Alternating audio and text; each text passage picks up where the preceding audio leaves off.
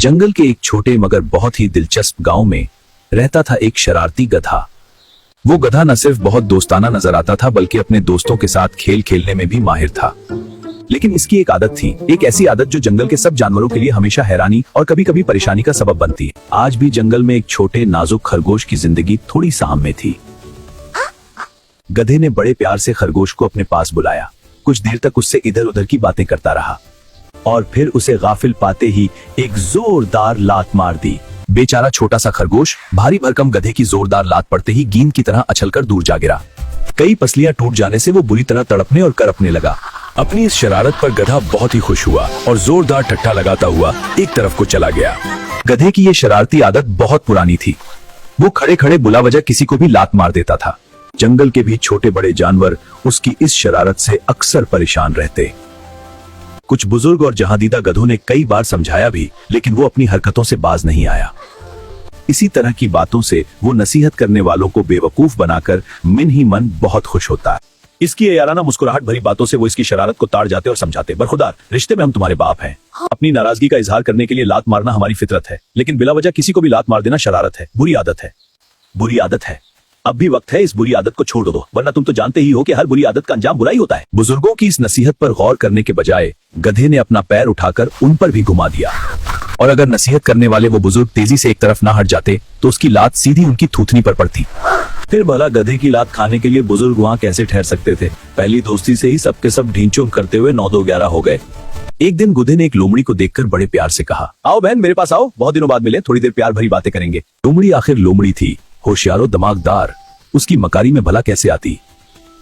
वो उसकी झांसा देकर लात मारने वाली आदत से बखूबी वाकिफ थी। गधे की बात सुनते ही वो उसे देखते हुए बड़े प्यार से मुस्कुराई और दिल में सोचा, कम वक्त तू मुझे क्या सिखाता है, मन नहीं हिला रहा। मैं खुद तुझे आज ऐसा सबक दूंगी कि जिंदगी भर के लिए अपनी ये लात मारने की आदत भूल जाएगा। लोमड़ी दिल ही दिल में सोच रही थी, तेरी इस बुरी आदत से दूसरे कमजोर जानवरों को हमेशा के लिए छुटकारा मिल जाएगा। ये सोचते ही लोमड़ी ने अपने चारों तरफ देखा, फिर दिल ही दिल में मुस्कुराते हुए बड़े प्यार से गधे से बोली, मेरे गधे भैया, मैं बहुत दूर से आ रही हूँ और बहुत ही थकी हुई हूँ। मेहरबानी करके तुम ही अपनी इस बहन के पास आ जाओ। इतना कहकर लोमड़ी लड़खड़ाते डगमगाते कदमों से चलकर सहारा लेने के लिए एक बहुत ही बड़े पत्थर से टिक गई। मुझे बहुत कमजोरी महसूस हो रही है। लोमड़ी की बात सुनते ही अपनी शरारती कामयाबी के ख्याल से गधे का सीना खुशी से फूल गया और होंठों पर प्यार भरी मुस्कुराहट लिए वो जल्दी से लोमड़ी के पास आ गया। लोमड़ी को गाफिल रखने के लिए कुछ देर तक वो उससे बहुत ही मीठी मीठी बातें करता रहा। हाँ बिल्कुल, फिक्र मत करो। फिर आदत के मुताबिक अचानक ही लात मारने के लिए उसने अपना पैर पूरी ताकत से लोमड़ी की तरफ घुमा दिया।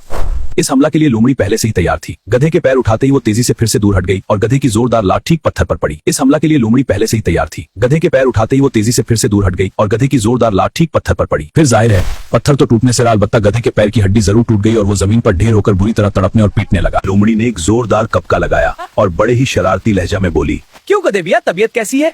अपनी बहन के साथ शरारत करते हुए तुम ये भूल गए कि तुम्हारी ये बहन जंगल की सबसे बड़ी मुकारा है, वरना अभी तो एक ही टांग टूटी है, फिर बाकी तीनों से भी महरूम हो जाओगे।